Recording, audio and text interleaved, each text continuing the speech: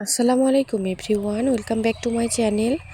আজকে আমি আপনাদের সঙ্গে শেয়ার করব ভীষণ মজাদার মিষ্টি আলুর রসভরি পিঠার রেসিপি। এবার ঈদে স্পেশাল একটি রেসিপি তৈরি করে সবাইকে খাওয়াতে পারেন। সবাই খেতে খুবই পছন্দ করবে আর অবশ্যই আপনার প্রশংসা করবে। খুবই মজার হয় আর এটা কিন্তু মুখে দিলেই মিলিয়ে যায়। আসলে তৈরি করার আগে একদমই বুঝতাম না যে মিষ্টি আলুর রসভরি পিঠা এতটা বেশি মজার হয়। আর এখনও যারা আমার চ্যানেলটি সাবস্ক্রাইব করেননি তাদের জন্য সাবস্ক্রাইব করা অনুরোধ রইল। এই পর্যায়ে মিষ্টি আলুর রসভরি তৈরি করার জন্য মিষ্টি আলুগুলোকে আমি খুব ভালোভাবে সেদ্ধ করে নিয়েছি।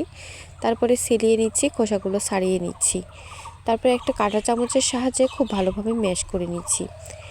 একটু সময় নিয়ে ম্যাশ করে নিতে হবে যাতে কোনো লাম্পস না থাকে।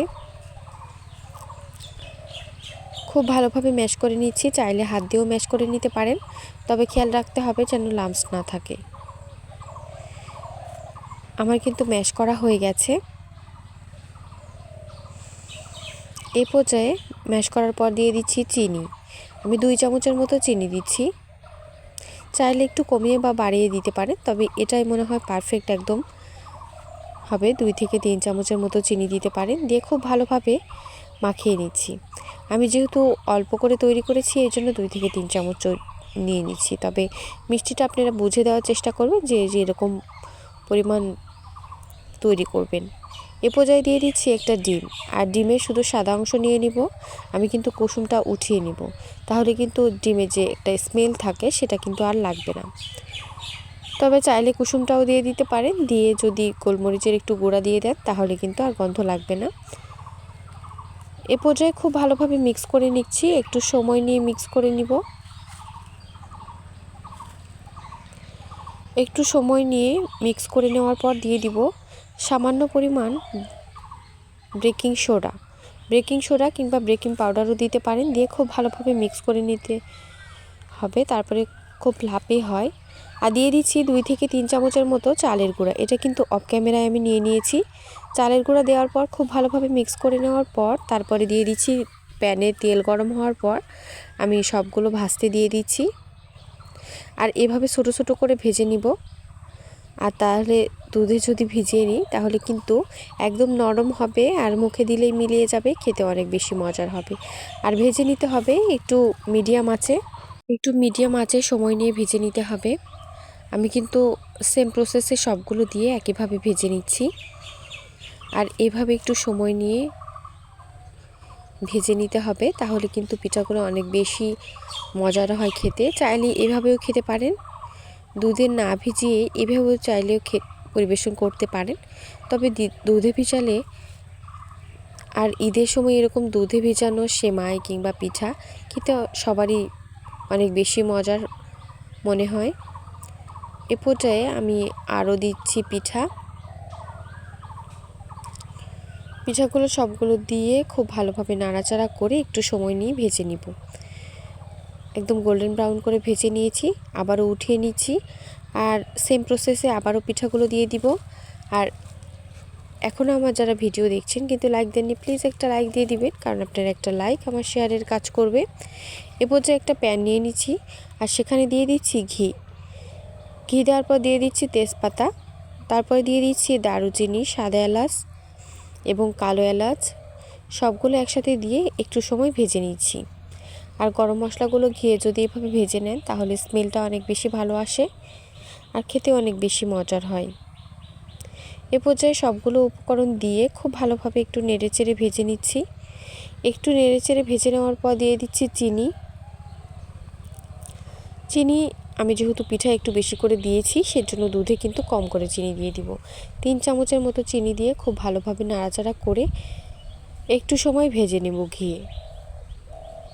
চাইলে ক্যারামেলও তৈরি করে নিতে পারেন, তাহলে কিন্তু পিঠার কালারটা অনেক বেশি সুন্দর হয় আর খেতে অনেক বেশি ভালো লাগে। এ পর্যায়ে দুধ দিয়ে দিচ্ছি। আমি কিন্তু একদমই কাঁচা দুধ দিয়ে দিচ্ছি। দিয়ে নাড়াচাড়া করে একটু সময় জাল করে নিতে হবে। একটু সময় নিয়ে জাল করে নিতে হবে, তাহলে কিন্তু পিঠাটা খেতে অনেক বেশি মজার হবে। এই পর্যায়ে কিছুক্ষণ জাল করে নেওয়ার পর পিঠাগুলো দিয়ে দিচ্ছি। পিঠাগুলো গরম থাকা অবস্থায় কিন্তু দিয়ে দিচ্ছি, একদম জাল করে নেওয়া দুধের মধ্যে। এখনও কিন্তু চুলাটা অন আছে। কিছুক্ষণ এভাবে জাল করে নিয়ে অফ করে দিব। অফ করে দেওয়ার পর এই গরম অবস্থায় ঢাকনা দিয়ে ঢেকে কিছুক্ষণ রেখে দিব। তারপরে ঠান্ডা হওয়ার পর পরিবেশন করে আপনাদের সঙ্গে দেখিয়ে দিব আসলে কতটা সফট হয়েছে। একদম মুখে দিলেই মিলিয়ে যাবে।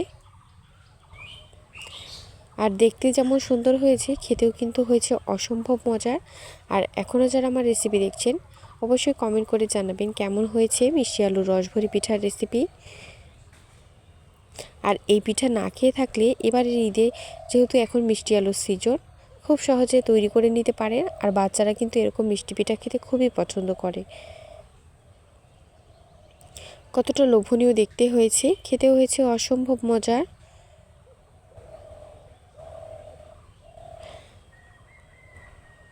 এ পর্যায়ে কিছুক্ষণ এভাবে ঢাকনা দিয়ে ঢেকে রেখে দেওয়ার পর ঠান্ডা হওয়ার পর আমি 2 থেকে 3 ঘন্টা পর পরিবেশন করব। আর তবে যদি আপনারা ওভারনাইট ফ্রিজে রেখে দেন, নর্মাল ফ্রিজে, তাহলে কিন্তু খেতে আরও বেশি মজার হয়। কারণ ঠান্ডা ঠান্ডা পরিবেশন করলে সব মিষ্টি পিঠাই খেতে খুবই মজার হয়।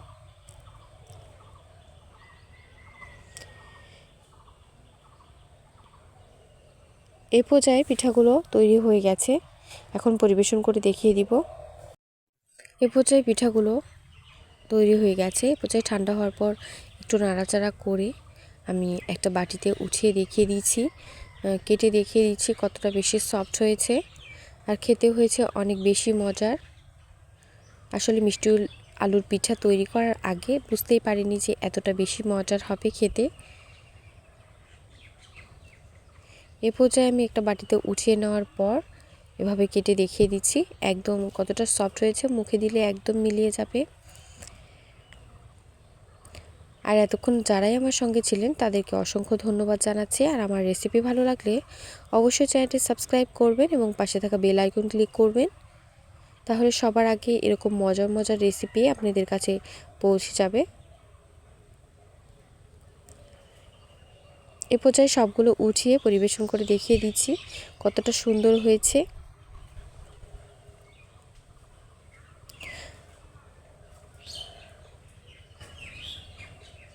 এতক্ষণ সঙ্গে থাকার জন্য অসংখ্য ধন্যবাদ জানিয়ে এবং পরবর্তী রেসিপি দেখার আমন্ত্রণ জানিয়ে আজকের মতো বিদায় নিচ্ছি। আল্লাহ হাফেজ।